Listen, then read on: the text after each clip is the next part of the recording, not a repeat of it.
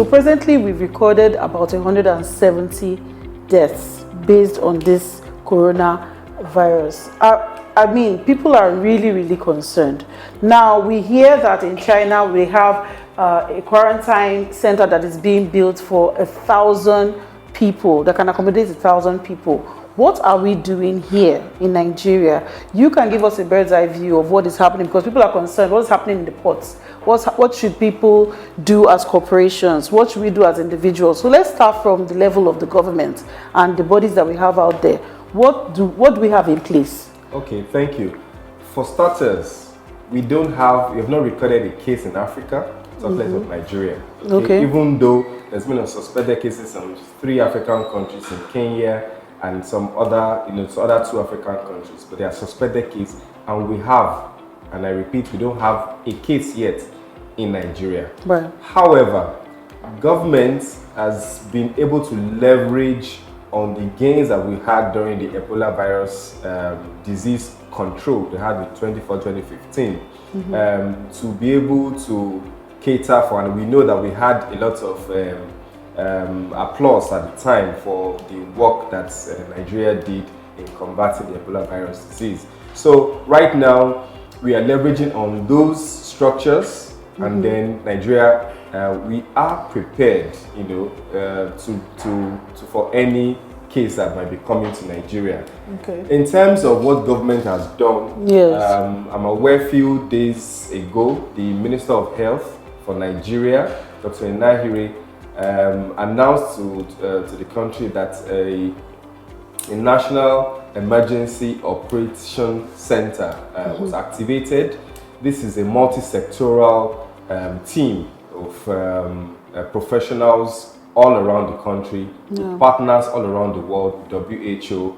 Okay, it comprises of a team that helps in managing the risk of importing any case into the country. So it involves the Ministry of Defense, Ministry of Health, of course, Ministry of Transport, Ministry of Aviation, okay, and all that necessary agency of government that needs to be in the know and on the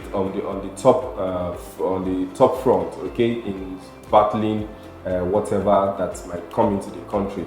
Also, the Port Health Services has increased their surveillance, their iris of suspicion, and their efforts, okay, in making sure that we don't have a sleeping case, coming from anywhere in the world. So from the land borders, from the sea, and from the airports, I'm aware that at the airports now, all ports of entries, okay, we have non-touch thermometers there available. We have screening, primary, secondary screening areas that helps to check any persons coming into the country.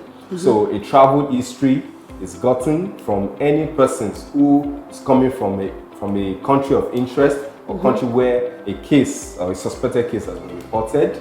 Okay, and then we are able to take the history of that person, history of travels wherever the person has been all over the world, and if the person has any illness or any signs of fever or all these symptoms of the viral infection, and of course, if the person has any of those symptoms, yes, the government of Nigeria has the powers to take in the person for care, for further care, and for observation, and also for treatment. Right now, the Lagos State has a partnership with the government of Canada, and we have in place a level 3 biosecurity bank, where it has facilities to be able to detect most of the acute or viral illnesses or samples, and then make diagnosis. Okay, so I think the government is still awaiting, the center is still awaiting some kits from the WHO and for all necessary organizations around the world that will assist in making instant diagnosis, because that is also key. We could have flu and we could go on to severe diseases. So it is key that we make a diagnosis as early as possible. Okay, so and if you're able to make a diagnosis, Then what about treatment? So we know that there are no treatments available for this disease at the moment, but we can manage symptoms as they come. So symptomatic care is available, and there's a designated hospital, the infectious disease hospital in Lagos, that is designated for managing this kind of situation. So that is what government has done at the moment. Okay, talking about the symptoms there. Now, when we talk about economically, there is room there for corporate organizations to step in. If a corporate organization is watching this, for instance, and would like to play an active role in curbing what can potentially be a global health emergency, what would you advise? What steps would you advise them to take in that regard? Yes. Just to backtrack a little, you know that on the world business front, we found stocks from China. Oh, absolutely. Plummeting, yes. And then you find out that trade has also been disturbed.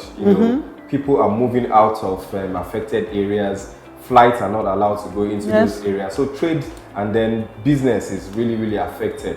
So it is very, very good, for corporate and business organizations in Nigeria to, as early as possible, partner with government, because we don't pray for that. If we have a case, it's going to affect the economy of the country too. And so it's the right time, sooner than later, for government for corporate organizations and business groups to partner with government, the Ministry of Health especially, in terms of providing consumables, because it's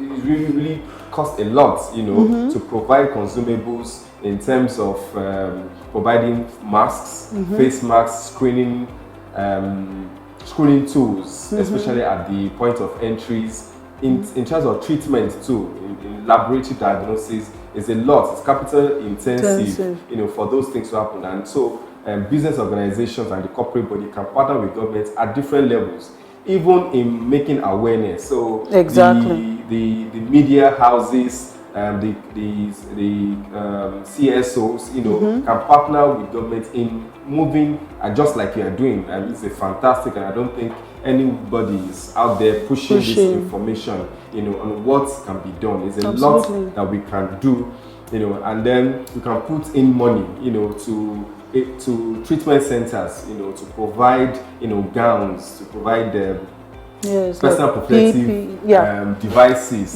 for first responders, ambulances and everything. A lot was done during the Ebola period, and we can do more. Absolutely. We can leverage on what we've already achieved to do more to protect the whole nation. Now, like we keep saying, education, information is power. Exactly. What are the key, arsenal that you're going to give to our listeners today that they can use to protect themselves, protect their loved ones, and just be on that heightened state of awareness so that this can be curbed sooner than later?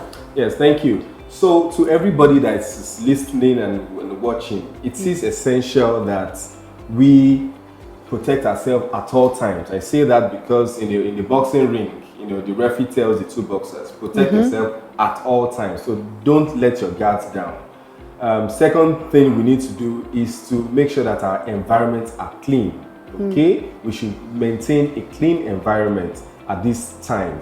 We should avoid contact with persons who are ill or persons who have symptoms of this. Let everybody who has had these symptoms present at the nearest hospitals, just for care. What if it wasn't the coronavirus? But let's just let people go to hospitals and present if they have symptoms, okay? And then the next important thing, or one of the most important things, is our hand hygiene.